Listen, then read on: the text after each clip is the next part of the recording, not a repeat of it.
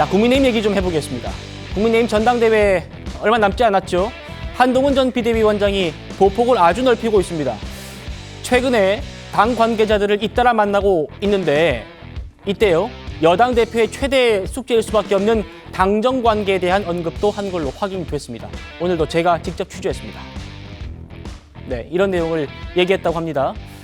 한동훈 위원장이 지금 당 관계자들을 여럿 만나고 있는데 당정 관계에 대한 언급을 했다는 점이 눈에 띕니다. 여당과 정부가 어느 한쪽에 종속되는 것처럼 운영되면 국민을 위한 시너지를 낼 수 없다. 이렇게 얘기를 했다고 하고요. 그러면서 국민을 위한 길이라면 대통령실과 여당이 적극 협력하는 게 당연하겠지만 이견이 있을 때는 그 해결 과정에서 긴장 관계가 될 수 있는 게 국민을 위해 건강한 정치다. 국민만 보고 가야 한다. 이렇게 한 전 위원장이 만나고 있는 사람들께 지금 당정 관계에 대한 언급을 하고 있다는 겁니다. 이현정 의원님, 네. 사실 뭐 이런 얘기들이 특별한 얘기들은 아닙니다. 당연하다면 당연할 수도 있는 얘기인데 그렇지만 당대표가 된다면 당정 관계를 어떻게 이끌어가겠다라는 얘기이기 때문에 정치적인 의미가 상당히 있어 보이거든요. 그렇죠. 이 이야기를, 평범한 이야기를 한동훈 전 위원장이 했기 때문에 지금 의미가 있는 것이고, 그렇다면 앞으로 본인이 이제 당대표가 될 경우에 윤석열 대통령과의 관계를 어떻게 가져갈 것인지에 대한 이제 하나의 원칙을 이야기를 한 것 같습니다. 그 이야기는 뭐냐면 지금까지 한 2년 동안, 집권한 2년 동안 이렇게 지금 대통령 지지율이 떨어지고 또 당의 지지율도 지금 좋지 않은 이유 그 자체가 결국 내가 그동안 수직적인 뭐 당청 관계 이런 이야기를 했지 않습니까? 당과 대통령실과의 관계. 그것 때문에 결국은 어떤 대통령실의 요구에 따라서 당대표도 갈아치고 뭐 어떤 전부 다 이 친윤이라고 하는 세력들이 이제 그거를 전달하는 매체가 되다 보니까 결국 강서구청장 보궐선거부터 시작해서 계속 선거에 패배온 게 아니냐. 그렇다면 지금 많은 국민들이 이번 선거를 통해 보여준 게 정부에 대해서 좀 견제를 해주라. 네. 그 견제가 예를 들어서 지금 뭐 물론 민주당은 막 하겠지만 그러나 내부적으로도 좀 견제를 해야 된다. 이게 이제 아주 대표적인 사례가 옛날에 이명박 대통령 시절에요. 그때 당시 여당의 대표는 바로 박근혜 전 대통령이었습니다. 그러니까 그러면서 양쪽 간의 어떤 이 긴장 관계가 형성이 되면서 나름대로 어떤 임기가 마친 거 아니겠습니까? 예. 그렇다면 지금 한동훈 전 위원장도 마찬가지입니다. 즉 대통령의 관계도 나는 사적 관계가 아니라 공적 관계로서 어떤 관계를 가져나가겠다. 네. 즉 당대표와 된다 그러면 당대표와 대통령과의 관계로서 만나는 거지 사적 관계로 만나지 않겠다는 의미고, 또 하나는 당과의 관계도 정부와의 관계도 결국 견제하는 여당이 되겠다. 물론 뭐 도울 건 도우지만 그러나 못하는 부분에 대해서도 계속 쓴소리를 하겠다. 그게 이제 앞으로 놓여져 있는 각종 특검법, 법안들 등등에 있어서 이제 부딪혀야 될 문제인데, 이 문제는 결국 한동훈 위원장이 내가 만약에 대표가 된다면 용산 대통령실과의 관계를 어떻게 가져갈 것인가, 그거에 대한 원칙을 이야기를 한 것 같습니다. 네. 한동훈 전 위원장 지난 3월에 이른바 당정 갈등 2라운드 때요, 이런 얘기를 했었습니다. 들어보시죠. 국민의힘과 윤석열 정부는 운명 공동체입니다. 그리고 그렇게 해야 폭주하는 이재명 사당과 홍진당 종북 세력의 이 나라의 주류를 차지하는 것을 막을 수 있습니다. 저는 그것만 생각합니다. 정 변호사님, 그러니까 용산에 종속되지 않겠다, 필요할 땐 긴장을 유지하겠다, 이런 말 쪽에 조금 무게는 실립니다만 어쨌든 적극적으로 협력하겠다는 말도 했어요. 또 어떻게 바라보십니까?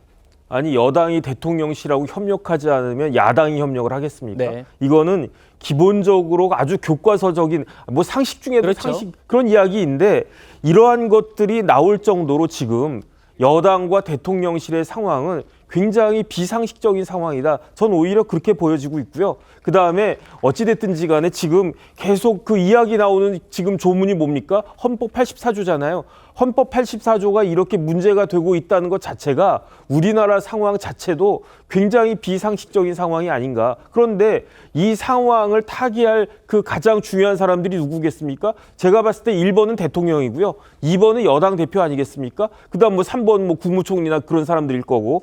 그러니까 제가 봤을 때는 대통령실과 정부 여당은 협력해가지고 막강한 그 야당, 거기에다가 야당이 그나마 이제 좀 정상적이고 그다음에 합리적인 그러한 그 입법 활동을 하면 모르겠는데 정반대로 활동하지 않겠습니까? 그리고 또 폭주하는 그런 기관차 같은 그런 야당을 제어하기 위해서라도 한동훈 비대위원장이 만약에 여당 대표가 된다라고 하면 대통령실과의 관계는 반드시 복원돼야 된다. 저는 그렇게 생각이 됩니다. 예, 신정현 의원님.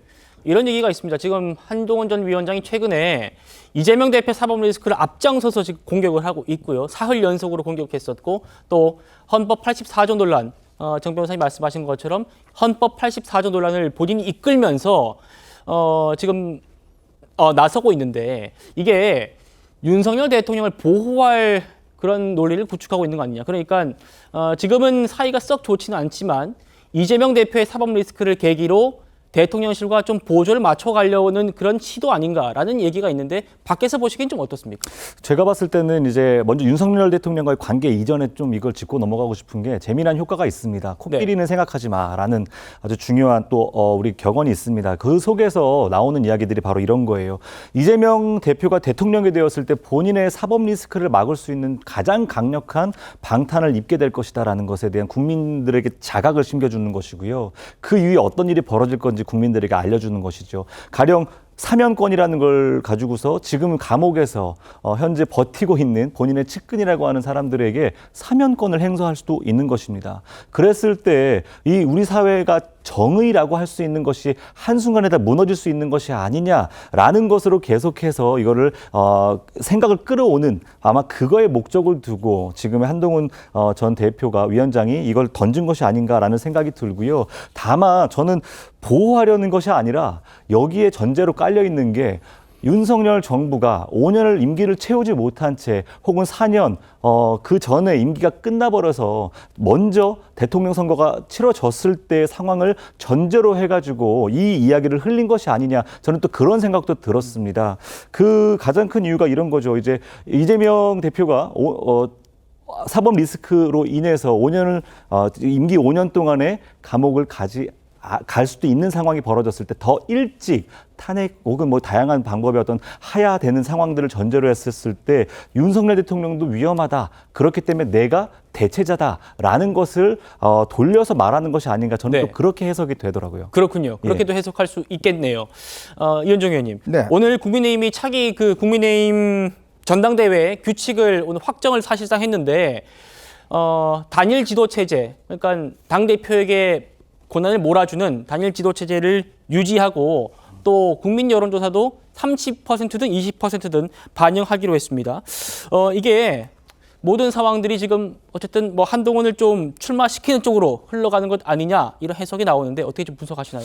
자, 우선 지난 4월 10일 총선 끝나고 난 다음에 거의 2달이 흘러갔습니다. 그 과정에서 국민의힘 하면 기억나는 게 백서 논란과 하이브리드, 뭐 국본, 뭐 이런 이야기밖에 기억이 나지 않습니다. 자, 이렇게 돌고 돌아서 이렇게 결론 내릴 것은 이렇게 오래 걸렸을까라는 생각이 들어요. 그러게요. 왜냐하면 뭐 정말 처음 듣도 보도 못한 하이브리드 이 지도 체제, 거기다 국본 이야기까지 나왔습니다. 자, 이런 것이 지금 국민의힘의 현실인 것 같습니다. 즉 내부의 어떤 논의 자체가 정말 긴박하고 또 긴장감 있게 진행되지 못하고 또 지금 이제 국회 상황도 보면 제대로 대응을 하고 있지 못하는 그런 측면이 있는 거 아니겠습니까? 어쨌건 이런 총체적인 위기 상황을 극복하는 건 이제 전당대회밖에 없는데 과연 그 전당대회에서 어떤 이런 모든 문제 해결할 수 있는 그런 것들이 좀 모아질지 이제 그게 제일 관심이고 결국 이제 이렇게 된 이상 아마 이제 다음 주부터는 후보들이 속속 나오리라 생각이 듭니다. 네. 아마 한동훈 전 위원장도 이제 여러 가지 심사숙고를 하고 있는 것 같은데 다음 주가 되면 아마 이제 거친 문제에 대한 입장을 좀 표명하지 않을까라는 생각이 드는데 어쨌건 좀 이런 웰빙 정당 아무런 일이 벌어지지 않는 그런 듯한 정당 이런 거는 좀 탈피해야 되지 않나 싶습니다. 알겠습니다. 뭐 2인 지도부, 뭐 하이브리드 지도부 뭐 이렇게 나오면서 한동훈을 견제하려고 하는 거 아니냐 이런 얘기들이 있었는데 모두 폐기가 됐고요.